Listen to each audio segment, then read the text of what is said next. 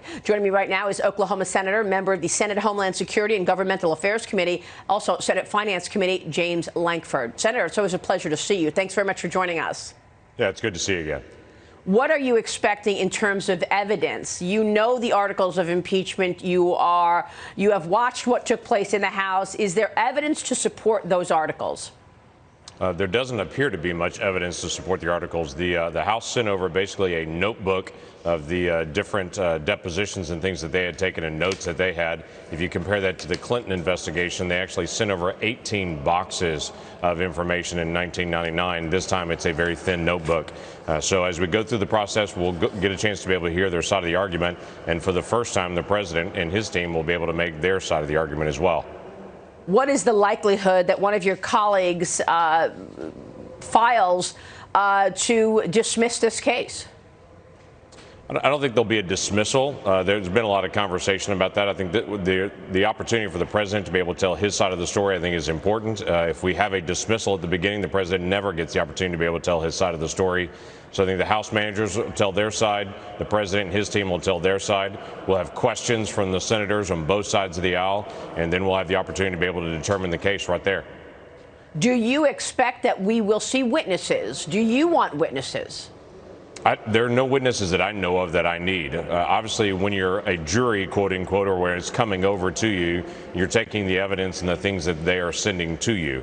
So there's nothing else that I know of that I need to be able to see on this. And for most folks that are on my side of the aisle, we've seen the House's case. They'll make their case and be able to go from there, and then we'll make a decision on it. We are running a trial, and I keep reminding everyone, we're not in pursuit of something. The House has an obligation to be able to show guilt without any other presumption on there. So if they're not able to make a case, it's a clear case. It's not our obligation to go try to pursue more facts and to see what else we can find. This is not a fishing expedition. This is a decision that has to be made by the Senate, based on what the House is sending us. How long are you expecting the Senate trial to go on? What's your reaction to the fact that many of the Democrats who are pursuing the presidency, like Bernie Sanders, Elizabeth Warren, Amy Klobuchar, will be sitting in that room for as long as this takes, 6 out of 7 days? Yeah, this could be a couple of weeks, actually. By the time that both sides make their argument, then we do the questioning time. We could be all of next week and into the next week from there. Obviously, this is something Democrats created their own bed. They can lie in it. At that point, I'm not too concerned about them not getting a chance to be able to get to Iowa when this is something they created. It is an odd situation right now that we have a lot of folks on the left in the media that are coming at us saying that all these Republicans are not unbiased when you've got Bernie Sanders and Elizabeth Warren and Amy Klobuchar and others that are Michael Bennet that are all sitting there, and they're also making the decision as well. For some reason, they don't consider their side unbiased in that sense.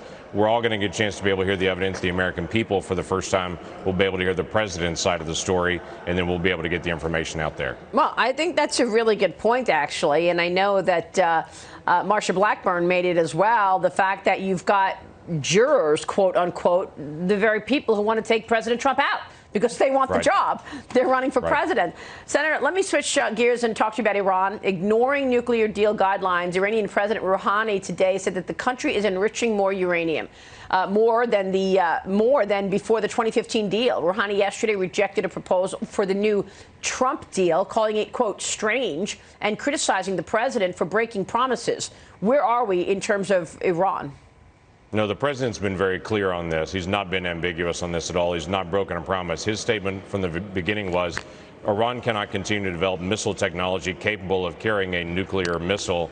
They can't continue to be able to carry out acts of terrorism and assume that the United States is not going to put sanctions on them and is not going to be able to push back. Previous administration basically overlooked their missile work, overlooked what they were doing with acts of terrorism, and just said we're going to focus on the nuclear side. President Trump said we're going to focus on both. The key thing that's happening right now is some of those European countries are finally stepping up and saying, okay, we're not going to allow Iran to continue to carry out acts of terrorism and pretend that this is really not happening. So we need England, we need Germany, we need France, we need others to be able to step up that are purchasing from Iran, that do a lot of business with Iran, to also apply those same sanctions. Well, I think this is an important point because it's been a while it's taken Europe some time to actually see it this way. Do you expect that Europe will start to become tougher? And also, I've been asking the question, how does China get away with buying oil and gas from Iran? What is it? 70% of the exports coming out of Iran are going to China. This has been one of the most difficult areas in carrying out sanctions against countries like North Korea, where Russia is buying so much of their coal, or Iran, where China is buying so much of their oil. It's difficult to be able to isolate them in that way, but we can have a significant impact on that. For France, for instance, just not doing business with Renault and Total would be very significant to be able to put additional pressure on Iran. There are other ways to be able to isolate them on the world market, in the financial market, and insurance, from carrying insurance for ships as they're actually carrying from one place to the other. So there are ways to be able to apply additional pressure. We just have to have a worldwide presence as much as possible to be able to do that. Let me switch gears, ask you about trade. Your colleague, Senator Joni Ernst, was with me in the last hour. She said that the Senate will vote on USMCA. It is slated for 11 a.m. this morning. Here's what she just said to me. When are you expecting USMCA to pass the Senate? 11 a.m. this morning, Maria. So do you expect it to pass? It comes after President Trump said yesterday that the deal would be passed shortly. Does it pass the Senate today, and when will it head to the president's desk? Yeah, by noon, it'll be heading to the president's desk today. We'll start a series of votes on it at 11 a.m. By noon, it'll be done. It'll be headed over to the White House. And then the last step on this will be approval by the Canadian Parliament. And once that is done, we're done at this point. Mexico's already approved it. Finally, after 14 months of waiting on the House to approve it, they finally approved it in December. We've gone through all 7 of our committees that have to do approval. It'll be on the floor today, and then it'll be headed to the president's desk by noon. Wow, by noon. Well, that's good news. What's the big impact? What takeaway should we look at as far as USMCA is concerned in terms of how things change? Yeah, for folks that are tracking this, obviously there are a lot of elements that are in NAFTA that are also in USMCA, but it adds a lot of features that are desperately needed. Digital trade, digital services, obviously was not a big issue in the 1990s. It certainly is right now. It deals with the de minimis moving back and forth. It deals with intellectual property, not allowing Mexico and others to be able to steal intellectual property, which has been a problem in some areas. It deals with some of the protectionism that we faced for things like when Canada downgrades our wheat. When it moves from the United States into Canada, they downgrade it to livestock grade and then sell it for a cheaper price there. It deals with some of those protectionist areas so we can have a flat market. The key thing is to have low and no tariffs across the entire region and to have protections for that so we can have good supply chain interaction. We can have some certainty that helps us do investment all around all of North America, and that makes a big difference for our business. All right, that's certainly good news. Good news also on the China front. Let me ask you quickly about that, because we had the signing yesterday. There are some people who do not believe in the enforcement mechanism. They say that it's toothless. I know that the U.S. has it in there in the China phase 1, that it can snap back increased tariffs in place if the Chinese don't follow through on its promises. But how significant is that enforcement mechanism? Is it toothless, Senator? No, it is certainly not toothless. It is a process they go through with multiple layers to be able to make appeals that finally ends up in front of the principals, and then they actually can snap back into tariffs at that point. So it's a predictable process for business as they go through, so there's not a sense that there could be some immediate snapback, but there's a predictable process and opportunities to be able to redeem that. That's entirely reasonable as we go through the process, but it does put enforcement mechanisms in place. And for the first time, we actually have a deal ongoing with China. Is it everything? No, and the president's been very clear.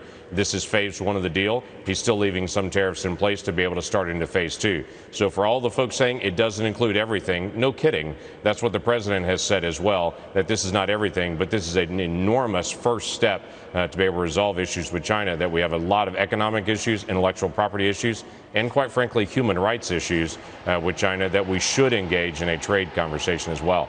So you think that'll be in phase 2? We know that there are 1 million Uyghurs in camps right now in China. That's correct. That's correct. There are a lot of issues that are there, and part of the conversation with China is just the structure of their communist government. There are folks that say, well, the government helps own a significant part of business. Well, again, no kidding. It's a communist government. They have significant engagement in their own economy, but we also should engage not only that issue and ownership, but also the human rights issue and the dignity issue. Yeah, we didn't even get into Russia and how Putin has fired his whole government so that he could have more power even after he leaves. That was pretty a significant story as well. Surprise on it for no one. Unbelievable. Senator, it's great to see you this morning. Great insights from you. Thank you. We appreciate your time. James Good to see you Lankford again. joining us there.